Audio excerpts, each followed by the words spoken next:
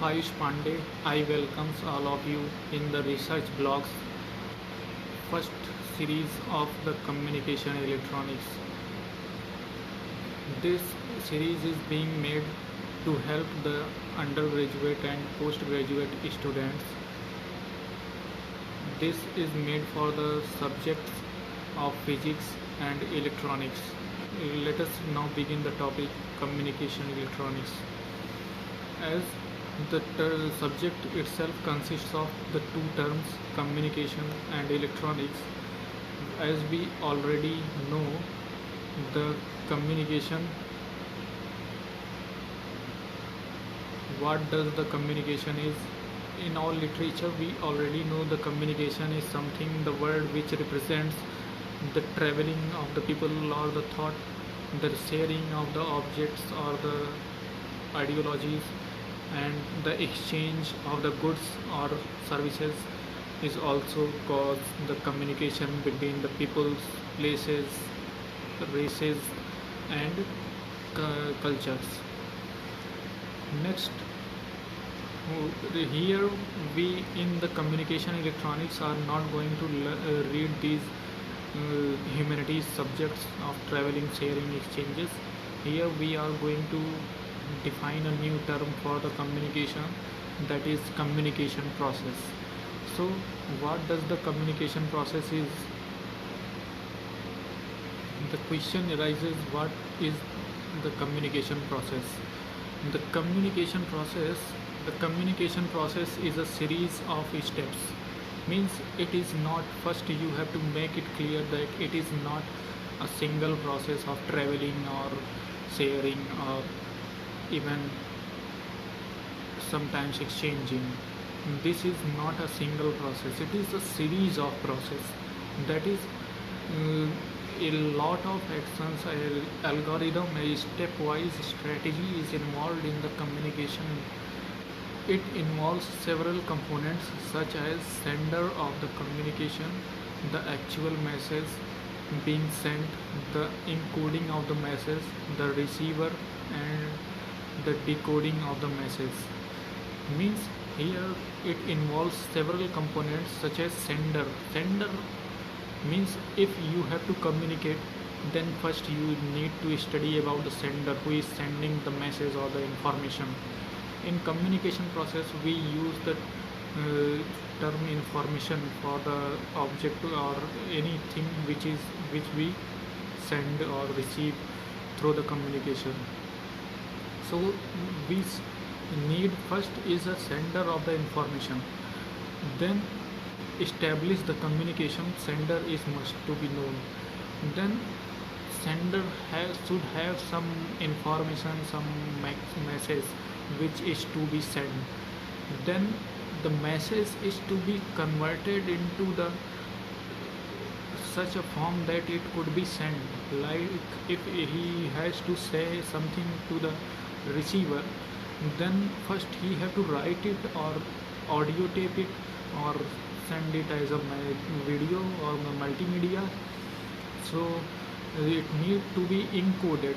A simple message cannot be, a simple information cannot be always transferred, it cannot be communicated. Next is the receiver. The receiver is also an important component of the communication process. The receiver is one which obtains information from the sender, from the encode, and the message is in the encoded form. What receiver have to do is to decode his message. Until the message is decoded correctly, the message sent or the information reached to the receiver could not be understood as a proper communication.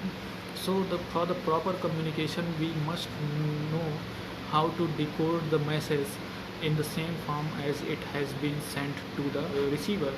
Now let us discuss the components of the communication process. As we have, for the effective communication, there are two types of communication, and effective and not effective. So what is the effective communication? If it occurs only if the sender obtains the information and decodes it properly as it has been sent to him. The communication process is made up of four key components. Those components include encoding, the communication. This is the process, actually, the encoding, the transmission, and decoding and feedback. These are the four processes. And who does these four processes are sender and receiver. And it all need a medium where this information could travel from the sender to receiver. So all these are the components of the communication process, and sender and receiver are the factors of this communication process. What is the communication electronics? Communication electronics is the specialized course. Here we could get that the communication electronics is the specialized field concerned with the use of electronic devices and systems. In the communication electronics, these two terms when comes together, it means we use electronic devices in the process of communication.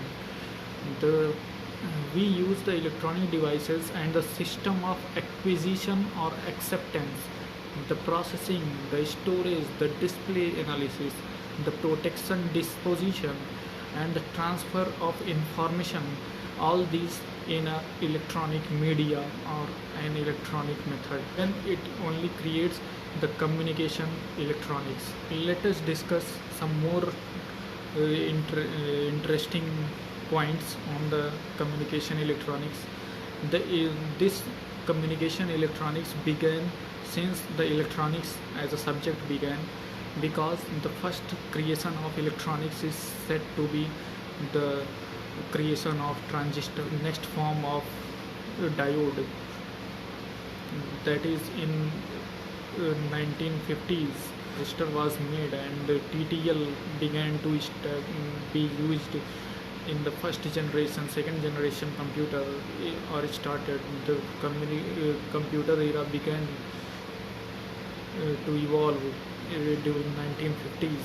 What he invented was the first telephone, and he called his friend from the Bell laboratory, sitting in the Bell laboratory. He calls his friend Thomas Watson and asks him to come to him. It was really a wonderful object. The communication establishment between Watson and Graham Bell was historious, and it has just begun the communication revolution in the world. And now we have crossed the approximately 4 generations of the communication and entering into the